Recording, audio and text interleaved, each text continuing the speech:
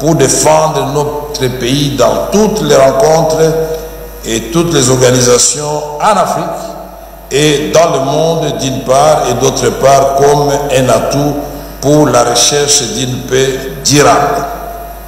Je ne saurais terminer mon discours sans apporter une clarification et un témoignage.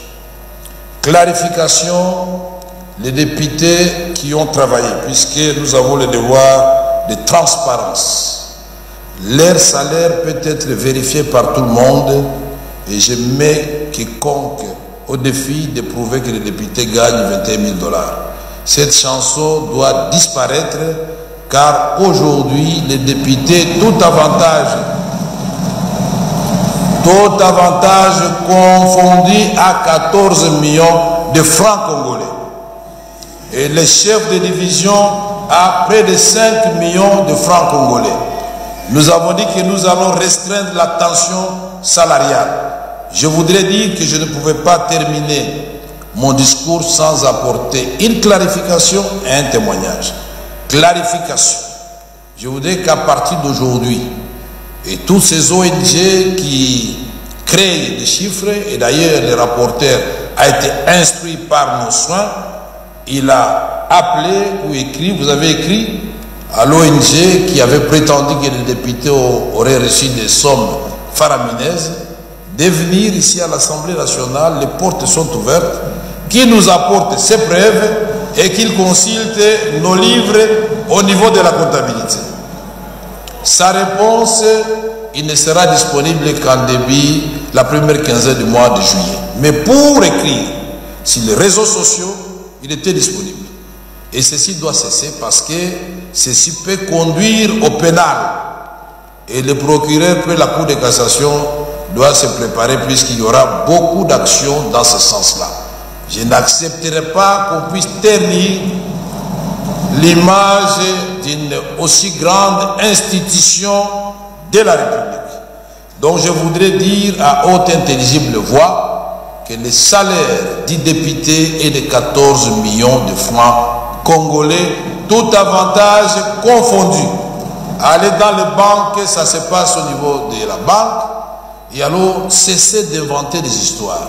Je voudrais vous remercier, vous, honorables députés, d'avoir accepté que votre salaire qui était rejeté par la population soit divisé par deux.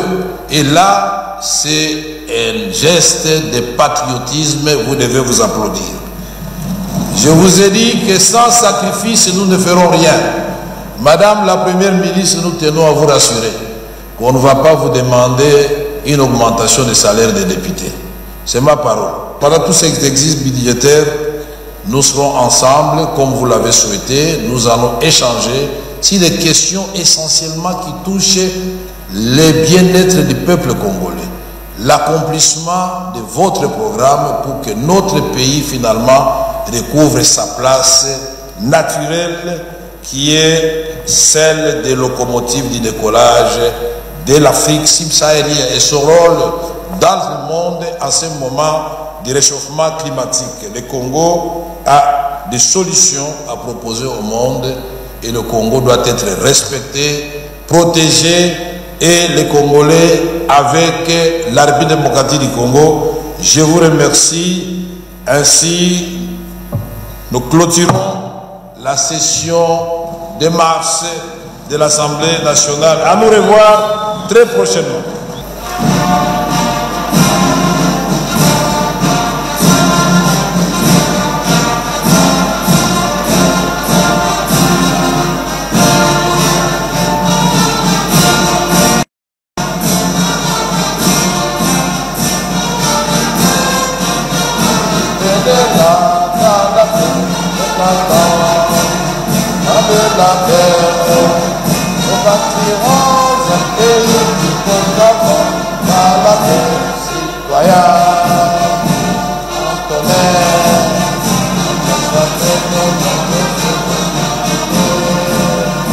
Fièrement saluer la méthode de notre souveraineté,